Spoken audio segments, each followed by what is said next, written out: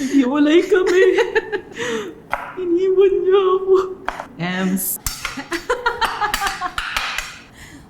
So guys, here's the camera. Beauty vlogger pala.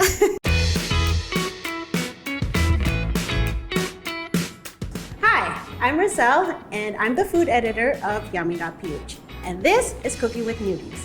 We have many episodes just like this one, so don't forget to click on our subscribe button. On this episode of Cooking with Newbies, we have Nico. Hi everyone, I'm Nico Tuazon. I'm a lifestyle writer and a newbie cook. Yay! Have you ever cooked before anything? I know how to cook rice and fry stuff. Fry stuff. What have you fried before?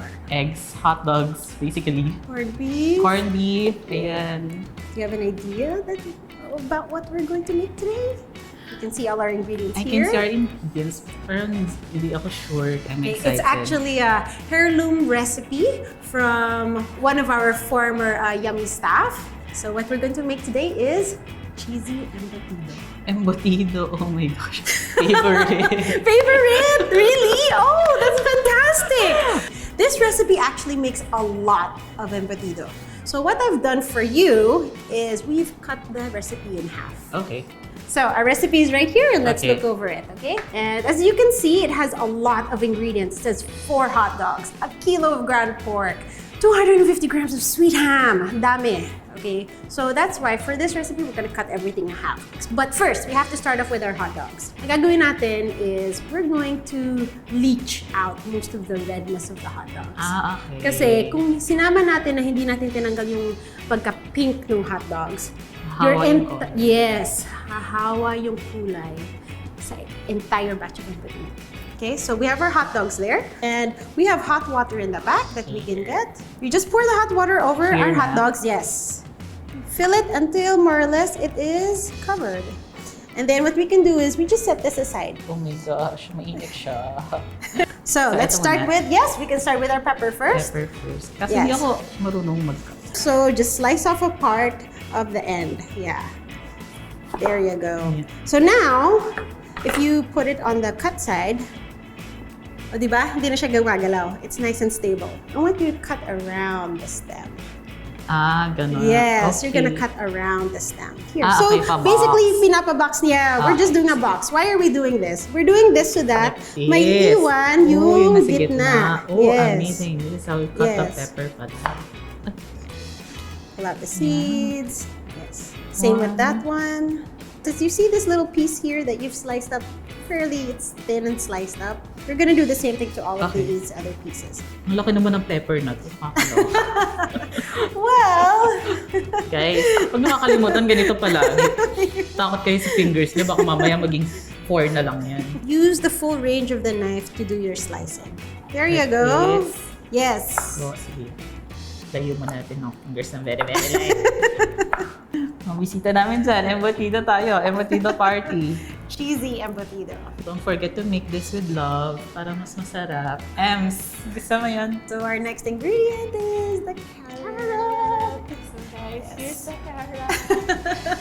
Beauty vlogger pala. Do you know how to peel a carrot? With the peeler.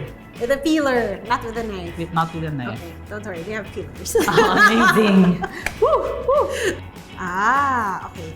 Can I suggest Okay. a safer route because yung pagka-peel mo is towards you? So dapat pa ganun. Not necessarily. You can also do it this way. So it's away from you. Okay. Okay. So it's away. And dire-diretso siya sa ating bowl. bowl.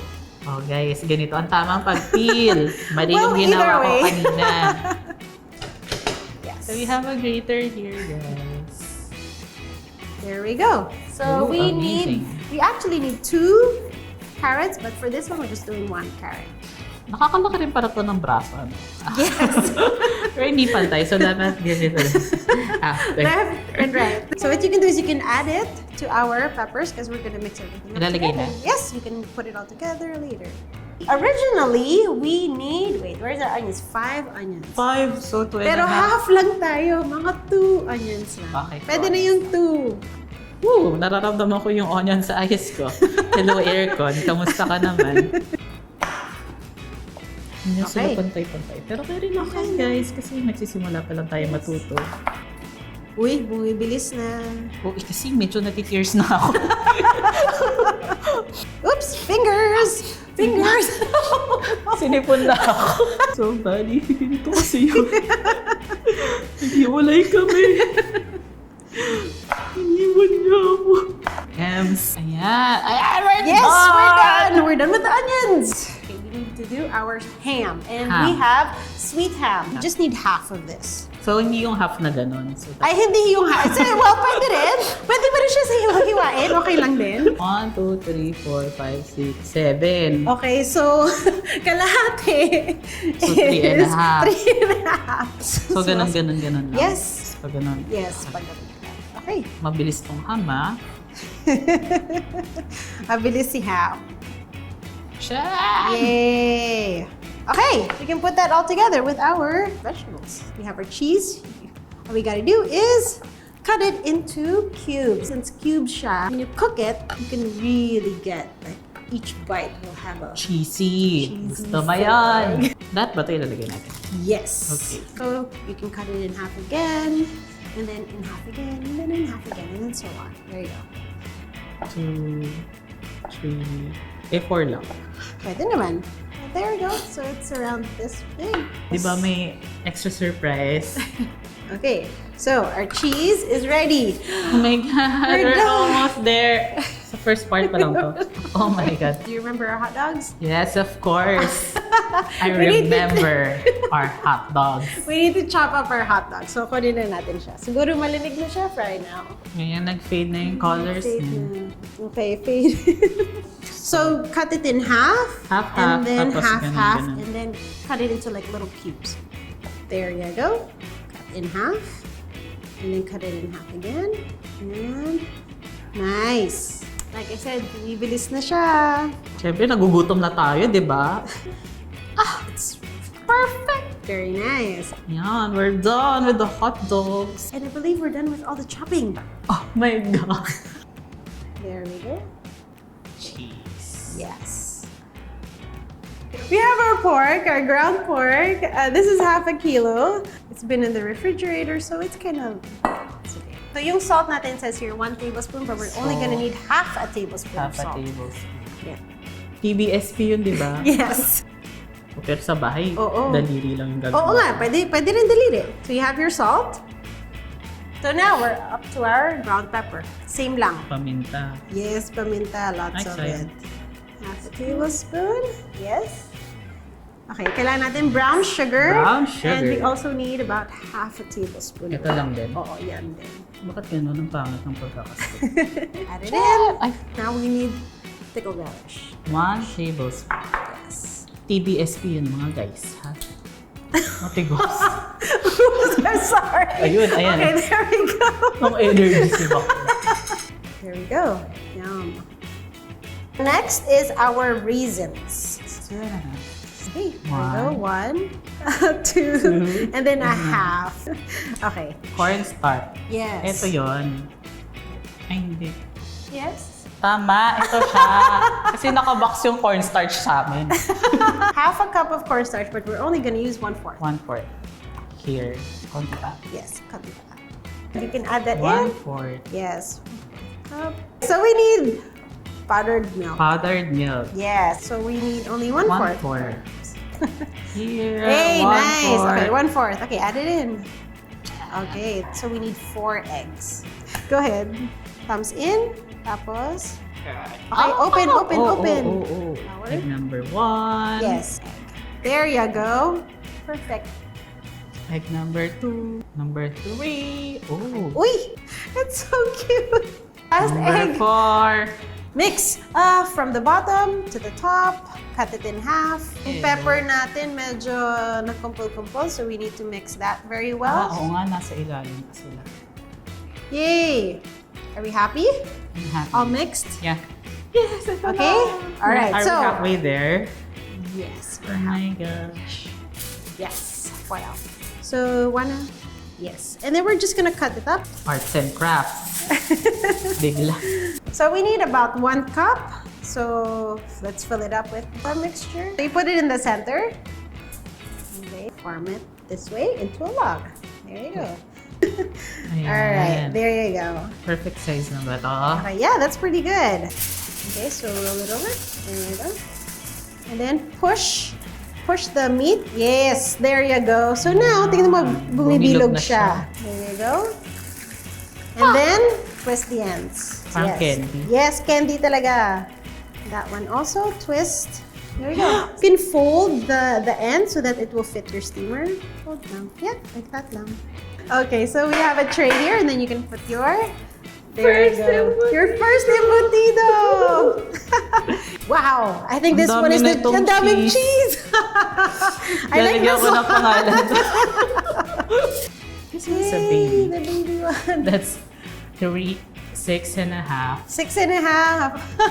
So this recipe made this much. Yeah. You know how to use a steamer? This one, I don't know how to use this one. Okay, so this is an electric steamer. So all we have to do is fill it up with water, put our embutido inside. Meron siyang dalawang layers here. So you have one here and then one here. And then The water. add water. Okay. So you can actually add that entire measuring cup. Embutido Tama ba? 1. Yes. Embutido 2. 2. Okay. One more. Cook it for 30 minutes. Flip. And then cook it for another 30 minutes. And then all ready to go. 30 minutes. Okay. So 30 minutes later, we'll be back. So turn it around now. There we go. And then you're going to have to flip this one naman. Alright, turn. Yun. Ang juicy nitong embutido. And then Yeah. we'll wait for another 30 minutes. 30 minutes. So 30 minutes again. Now, this is the second time that we've cooked it for about 30 minutes, so it should be ready to go. Ang bango. Smells good? Yeah. Yay! Alright, here we go. Kala mo naman. Here we Ang bango. go. Here it is. There you go. There's your first one. This is my first real embutido. We just need to cool it off a bit Okay. kasi mainit siya. And of course, it's also malambot. But after that, you can start thinking about what plate you want to use so that when you serve it, it's ready to serve. Yes. Okay?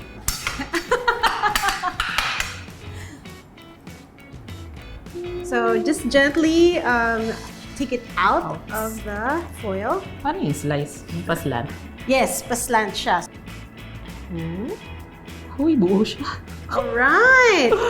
Buo siya, guys. Go, knife.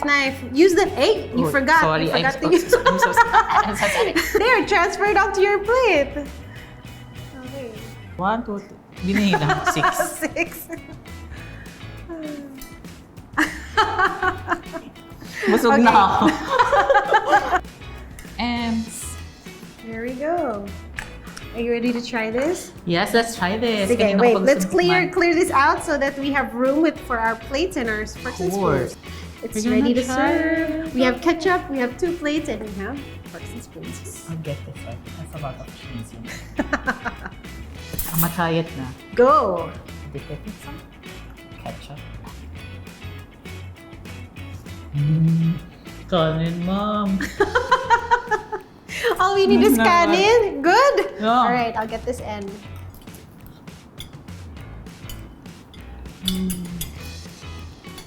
Yum.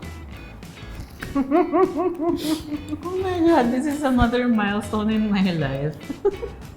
Uy, grabe ang sarap. Tunay. So, Nico, did you have fun? Yes, I had so much fun. Dami ko natutunan, especially sa paghihiwa ng mga stuff. Stuff talaga. And your fingers, ganito talaga guys. Don't forget, mapupuwad na yung mga kamay niyo. We hope you enjoyed this episode, and if you want to see and cook easy recipes just like this one, and of course learn all the tips that Nico learned on this episode, don't forget to visit yummy.ph, and of course hit the subscribe button on YouTube to find our best recipes online. Thank you so much, Nico, for being on the show. Of course, as always, I love yummy.ph. Yay! So we're gonna see you on the next episode when I Why ask you not? I'll All make right. time for you guys always. Awesome. All right. So thank you very much again, and of course, bye.